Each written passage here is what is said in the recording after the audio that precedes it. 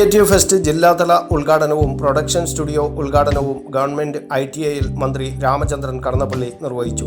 ചടങ്ങിൽ corporation mayor advocate P. Indira അധ്യക്ഷത വഹിച്ചു.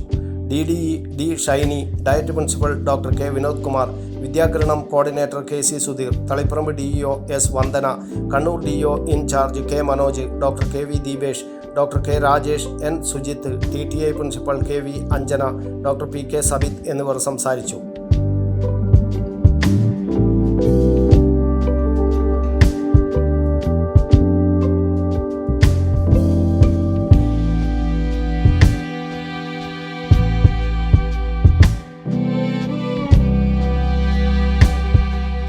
EC വിനോദ് സ്വാഗതം പറഞ്ഞു. 35 സ്കൂളുകളിൽ നിന്നുള്ള കുട്ടികൾ തയ്യാറാക്കിയ വിവിധ ഉൽപ്പന്നങ്ങൾ ഫെസ്റ്റിലെ സ്റ്റാളുകളിൽ പ്രദർശനത്തിന് ഒരുക്കിയിരുന്നു.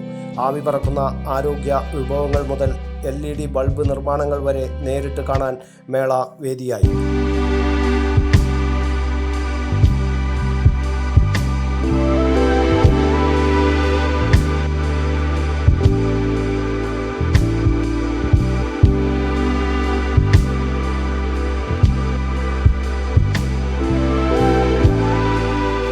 News bureau, Kannur media.